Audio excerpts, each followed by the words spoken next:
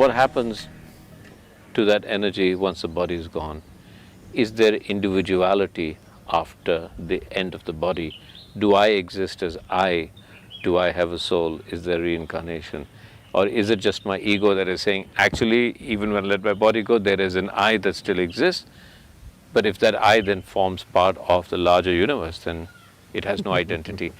It's a question, and I can't answer it to people, so would you answer it for me so I can tell people that I'm quite wise now?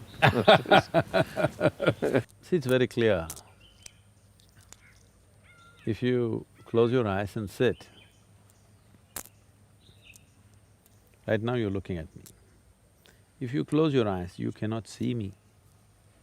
But you are still there, isn't it? So right now, is it you who is looking at me? Or is it your eyes which are looking at me? So it's you who is looking at me. Yeah. Through the window of your eyes, you're looking at me. If you close the window, Yeah. do you still exist? I still exist. So, you are clearly saying you are much more than the body, isn't it? Yes. And you also know very clearly that this body you slowly accumulated. Yes. Or in other words, what you call as my body is just a bit of loan that you have taken from Mother Earth, just a piece of the planet. She's pretty generous.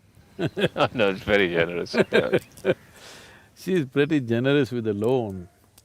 But when the time comes, she wants to collect it atom by atom. See, now I hold this pebble in my hand. Yeah. Initially I say, this is my pebble, I'm not willing to give it to you. After some time, I start thinking, this is me. Now when the time comes that anyway this pebble is going to be taken from me, I am being terrorized because I am being taken away. You are not being taken away. Only the food that you gathered, the piece of planet that you gathered in the form of this body, the planet is asking it back. If only you were aware this is only something I've accumulated, not intellectually. Every moment if you are constantly aware that I am not this body, this is just mine, all right. This is just a gathering. I've accumulated this, I'll use it, and when it's necessary, I'll drop it. If this awareness was there all the time in your life, death would be just change of clothes, isn't it? It's actually more simple than that. So what happens after? Okay, I paid back the loan. The question is only willingly or unwillingly, but whichever way, the loan gets taken. Your body, as you know it, physical body, has to go to the earth because it belongs to the earth. But there is a subtler body which is like a scaffolding. Only because the subtle body is there as a scaffolding, you can build this gross body. You eat a banana, it becomes body, you eat a piece of bread, it becomes body, you eat a brinjal, it becomes body, because there is a subtler scaffolding. This body that you see, the physical body, is only gathering around the subtler body. So when this body falls, the subtle body, which is generally referred to as etheric body or whatever else, is still on.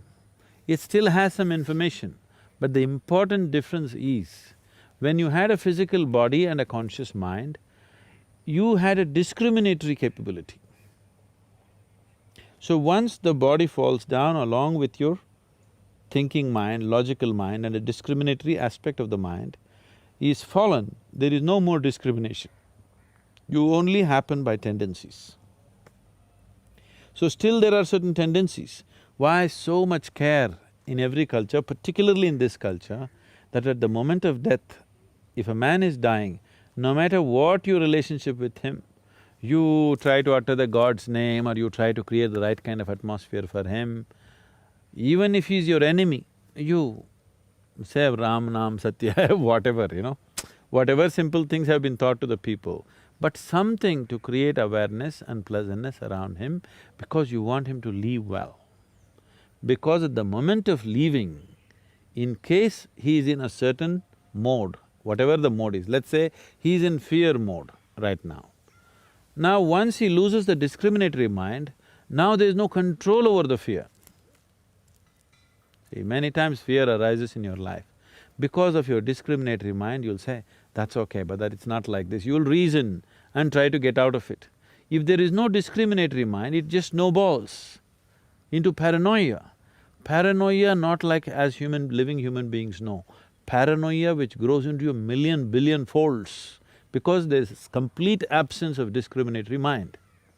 But suppose you create pleasantness at that moment of death, now this pleasantness also multiplies into a millionfold over because there is no discriminatory mind. Whether it's sweetness or bitterness, pleasantness or unpleasantness, all of this can take on a big proportion if only there is no discriminatory mind.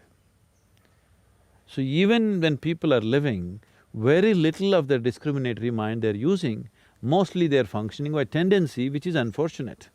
But once you have shed the body, there is no other way. You will only go by tendency. Unless you've reached a certain level of awareness where you can carry a certain dimension of awareness with you. Otherwise, whatever is your quality will snowball into something very big. If it snowballs into unpleasantness, we say he's in hell.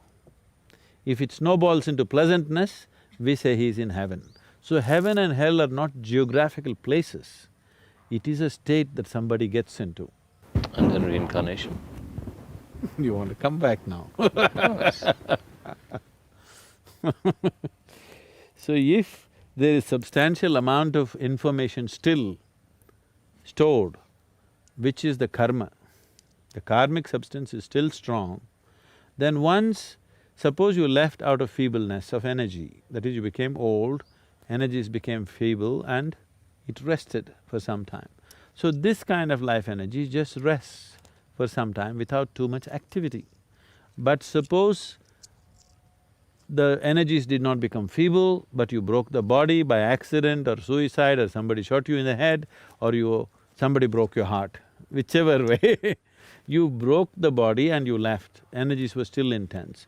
Now, this will take a long time for it to become feeble without the body and the mind.